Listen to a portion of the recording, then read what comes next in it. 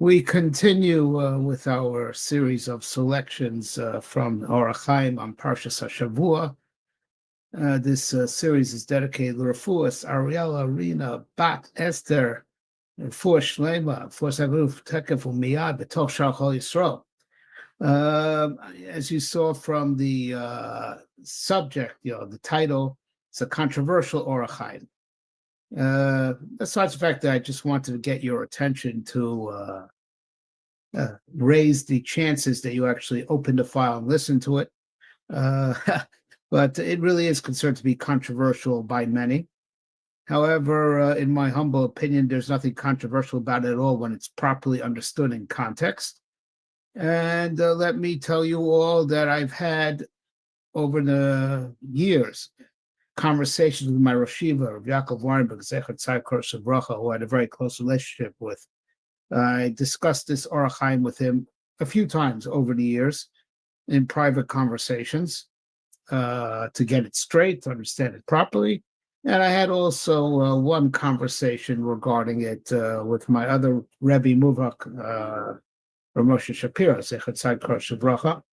So what I'm going to say in course of the week to explain this Ohr HaChaim in detail, I'm not just saying Al Das Atzmi, I'm saying Al Das Rabbi Sai. All right? But without further ado, to get to this, so to speak, radical, controversial Ohr HaChaim, considered to be radical and controversial by many, although, like I said, that is, I think it's the proper Torah hashkafa, or the mainstream hashkafa when it's understood correctly. So we have in the parsha that Yosef says his dreams that get his brothers really upset.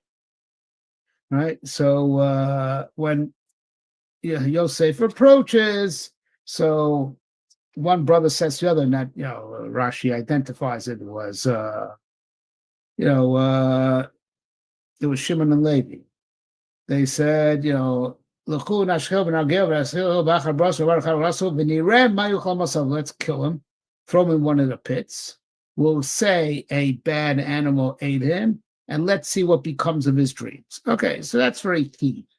That with this we will disprove his dreams, that these dreams that got us so irked, right, is that he's eventually going to be king over us. Well, this will disprove the dreams. Right, if it doesn't come to pass, so it wasn't a real nevuah. So Vayeshev Reuven and Reuven hears it and he saves him from their hands. Let's not hit him. Let's not actually kill him. Rather,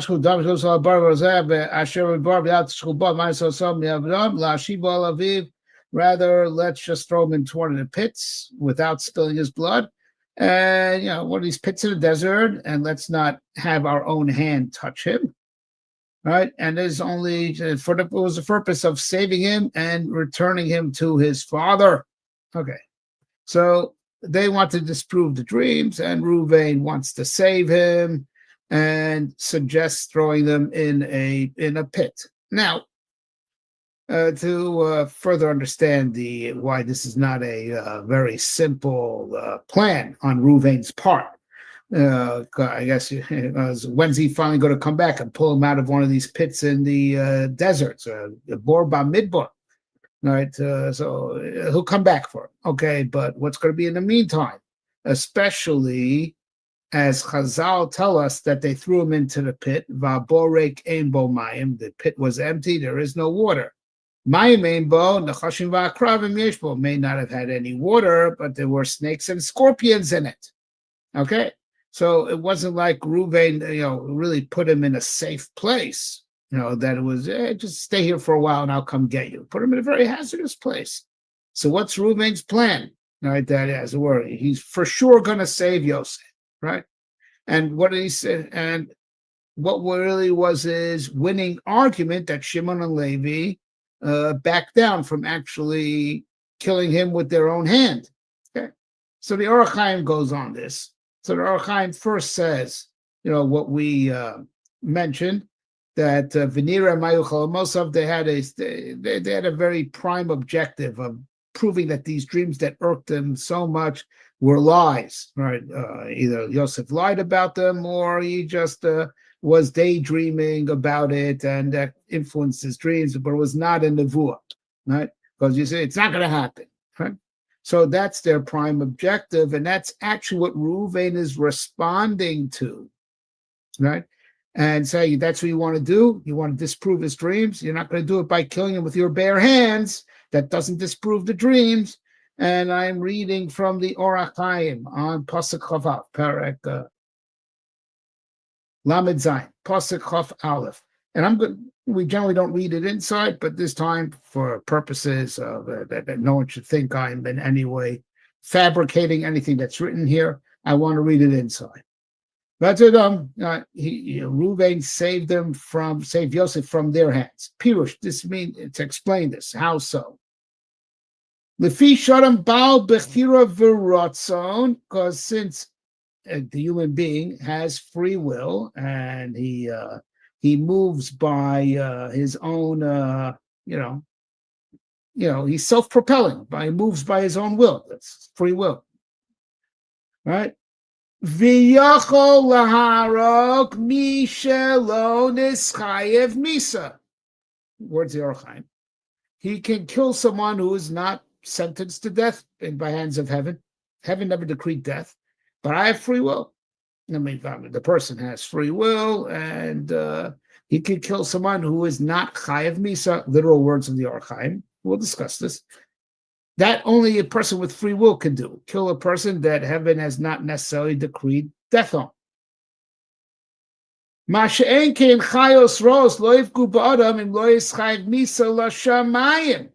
Whereas animals who don't have free will, they cannot kill a person unless that person was decreed by heaven to die. Since they don't have free will, they're like robots. They're prisoners of their instincts, so they're robots of their instincts. And their instincts will respond to the heavenly decree of the person is chayev misa, so their instincts will, be activated, and they will kill that person's chayev misa. And if the person is not chayev misa, the animals won't touch him, because animals do not have free will. They're not really self-propelling. They are not proactive, they are reactive, and they're going to react to whatever was decreed on this person from heaven. So if it was decreed upon him to die, they'll do it. They'll eat him, right? Hurt him, right? And if not, they won't. They cannot go against the heavenly decree because they're not self-propelling, because they don't have free will. But man does have free will. Man could kill someone who's not chayev misa. That's the words of the Ohr HaChaim. And now let's just take this Ohr HaChaim as a given before we qualify. Just take his words at face value, just to finish up the piece and understand what Reuven said to the brothers, to Shimon and Levi. That's that Reuven wanted to save Yosef from their hands, from the hands of Shimon and Levi, Pirish miyad b'chir, not from the hands of a person with free will, right? Right. Ubazeh sasar omro v'nir ma'il chomosav ki abachir tevatal adar ve'en ra'im yargim ki sheker diber. And Reuven was actually explaining to them, right? This very point. You guys have free will, and you guys, because you have free will, you could go against, what may have been decreed by heaven. Maybe it was decreed by heaven. He should be a king, maybe, but you guys cut that short with the power of your free will. And that doesn't prove that his dreams were lies. His dreams could have been true, right? And just with the power of your free will, you cut his destiny short, right? So it doesn't prove nothing, right? You want to prove his dreams were lies? You don't prove it by killing him by your own free will. You throw him into the pit, and he's at the mercy of the snakes and scorpions, but snakes and scorpions don't have free will. And therefore, they're only going to act based on what was decreed in heaven. They are not self-propelling to go against that, right? So if the snakes and scorpions bite him and kill him, that proves his dreams were false, because if his dreams were real, the snakes and scorpions won't harm him, right? So Reuven just wants to save him from their hands, from the power of free will. that could, as it were, go and change destiny. The animals that don't have free will can't change destiny. And if you want to prove that the dreams were a big lie and he didn't have the destiny to be a king, all right, I'll throw you a real challenge to prove your point. Right? You prove your point by putting him at the mercy of the snakes and scorpions, not by killing him with the power of your free will, because it could be his dreams were real. Just you diverted him from his destiny. You cut his destiny short with the power of your free will. These are the words of the Ohr HaChaim. Right? Now, the Ohr HaChaim actually said this in last week's Parsha, not in the piece that we did, right? In the piece that we didn't do. He says it regards also monetary loss. God may want to give money to someone, wants the person to have it, and the person by his free will could steal it or ruin it. Okay, so he holds that free will really disrupts, what a person was supposed to get from heaven. Okay, that's what he says, and that's why it's considered to be very radical. Okay, so I'm going to leave you in suspense. But I had many discussions with my Rosh Yeshiva. My Rosh Yeshiva used to teach this Ohr HaChaim, but he didn't say the name of the HaChaim, he actually said the name of the Zohar. He used to teach it, and he used to say T'mam Hashem. I said, it seems to me, no, forget me. Who cares what I think? It seemed to the Rosh Yeshiva, right, this is also the day of the Rambam, right? But this Ohr HaChaim, when you put it in context, is not nearly as radical as you think. Right, and it's actually the proper hashkafa to look at the power of free will. Right, I'll just leave you with 2 points, and we're going to spend another 1 or 2 sessions just unpacking this Ohr HaChaim, and understanding what he means. Now, first and foremost, there's divine justice. So now I just said a minute ago, that there's an Ohr HaChaim in last week's Parsha that says that, the same thing, God will award a person money, and the thief by his free will, using the power of his free will for evil, will take his money away. Says the Ohr HaChaim right over there. Yeah, it succeeded for the moment. For the moment doesn't mean it'll succeed in the long run. There's divine justice. The thief gets punished. And that person eventually, in the long run, will get his money back. So, there's divine justice. The Ohr HaChaim is not suggesting that crime pays. Free will is not a license to steal. Free will is the ability to do harm. Doesn't mean you'll get away with it. Doesn't mean you won't pay for it. Doesn't mean that the victim won't, be compensated when God metes out justice against the aggressor. The aggressor can disrupt, the course of how events were unfolding with the power of free will. Animals can't. That doesn't mean that God, with divine justice, won't make it right, as he will before the end of time.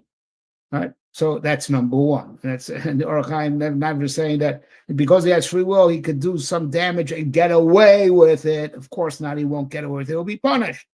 Right? And the person, the victim, will be compensated. Okay? Right? There's divine justice. The Ohr HaChaim is just saying that it's possible that if the guy would have not chosen to do evil, the guy would have had it good.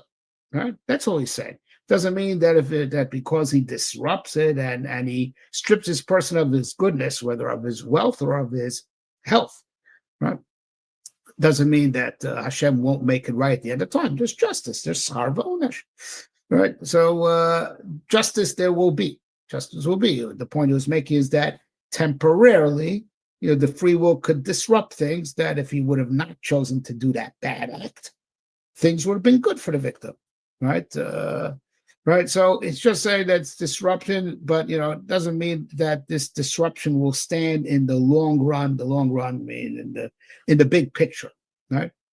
All crime will be punished, and all those who have been unjustly treated will be compensated. There's divine justice, and Chas V'Shalom, the Ohr HaChaim was not in any way Chas V'Shalom denying that. Just the opposite. Since free will is so real, that's why the criminal really deserves to be punished. right? If this guy was going to die anyway, this guy was going to lose this money anyway, why do you punish the guy? Why do you punish the thief? Why do you punish the murderer? Right? That's right. The other side of the argument. I want to leave you in suspense, but I don't want to leave you thinking that the Ohr HaChaim Chas Shalom is an apikurs that denied schar v'onesh. There is schar v'onesh, right? There will be reward and punishment. And when you understand that and you put the focus on reward and punishment, you realize that the Ohr HaChaim is being very reasonable, because if the thief is terribly punished and the murderer is terribly punished, must be that they did some real damage that wasn't going to happen anyway, right? Seemingly, right? We'll discuss this, right? So that's point number one I want to leave you with, right? Which we'll unpack more. Right, point number two I want to leave you with, for those who heard me speak in Kilas Avas Yisrael this past Shabbos. So we spoke out the Rambam, who it seems to me, forget about what I think. It seems to my Rosh Yeshiva that the Rambam holds this way also, like what the Ohr HaChaim says. Right, so the Rambam said, listen, if Hashem protects, right, is in our tradition, full of stories of Hashem saving us from our enemies, saving the tzaddik, Chavetz Rasha, I forget the Lashon Pasuk, Mevakesh La'amitzvah, Hashem lo yazvenu biyado, psukim, that the Russia wants to kill the tzaddik, Hashem is not going to abandon him. So, Hashem could always intervene and save, as he does often throughout history. I'm sure everyone's got their own personal story of Hashem just swooped in and saved them, not just from an animal that doesn't have free will, but from someone that wants to do him harm with free will, right? So you have to understand, right? And we spoke out the Rambam that when you are constantly thinking about Hashem, you're protected. And a person who could be thinking about Hashem and doesn't, he does not use this opportunity, he thinks about Dvarim B'Tayim, he is unprotected. We spoke about this on Shabbos, right? So you understand when the Ohr HaChaim says a Ben Bechira could hurt you, that you are vulnerable at those moments, right? There's a certain level of vulnerability called vulnerability to a Ben Bechira. You are still, there's no death sentence against you. You didn't do a sin that warrants death, but you are vulnerable, right? So you're not such a tzaddik, because an absolute tzaddik would be protected from a Ben Bechira also. The Ohr HaChaim's talking about there's a level of vulnerability that, you didn't do anything that deserves death, but you are, by your own fault, right, leaving yourself vulnerable to the Ben Bechira, right? That's another point, right? Like I said, I'm going to explain these more in the course of the week, right? And there's probably more points I should leave you with, but I'll leave you with just one more. Well, everyone freaks out from this Ohr HaChaim, oh my gosh, a Ben Bechira could hurt me in a way that Hashem never intended, which is not really, that's a mischaracterization and take it out of context, and I will explain it. That's not what the Ohr HaChaim is saying. That's not the Ohr HaChaim saying. The Ohr HaChaim is merely saying that there is a difference between the shmira that you need from a Ben Bechira versus the shmira that you need from a non-Ben Bechira, which David HaMelech, as my Rosh Yeshiva used to always say, what is David HaMelech? What's he crying about when he says, Nifla na biyad Hashem ki rabim rachamav ubiyad adam ale pola? You see that there's a difference. I want to be punished by Hashem. I don't want to be subject to the whims of a Ben Bechira. You see that there is a difference, right? There is a difference. There's, right? But, while everyone is like, as it were, freaking out about the power of Bechira to do wrong, we have a cloud. Meruba mida taiva midas pronius. If there's a certain power, now how it could be used for the good is always exponentially more than how it could be used for bad. Any truth that if there's any downside to it, it's meruba mida taiva. Meruba mida taiva. So think about the advantages. If Bechira could change destiny, derail destiny temporarily, not in the long run, because there is divine justice. But if Bechira could derail things, then Kal V'chomer, Bechira could improve things. That we have to use the power of our free will to improve the world, and whatever is good supposed to happen is going to happen anyway, whether I try or not. Maybe I get more virtue for trying harder, but whatever is good that's supposed to happen will happen anyway. Why don't you learn from this Ohr HaChaim that it won't? And we have to use the Koach HaBechira, right, to improve destiny as opposed to leaving destiny on automatic pilot. That's another lesson I want to leave you with. We will continue to unpack this Ohr HaChaim, like I said, in light of things that was makabel from my Rabbeim on this particular Ohr HaChaim, predominantly from Yaakov Weinberg and a little bit also from Moshe Shapira. And this is what's going to keep us busy for the rest of the week, right? Bezrat Hashem. And it is all for a schos, lרפו shlema of Ariella, Rina, Bat, Aster, for Refuah Shlema, בתושח, Chol Yisrael, Refuah Hashem, Nefesh, Fus Haguf, Tekevu Miyad, Ken Yiratzon.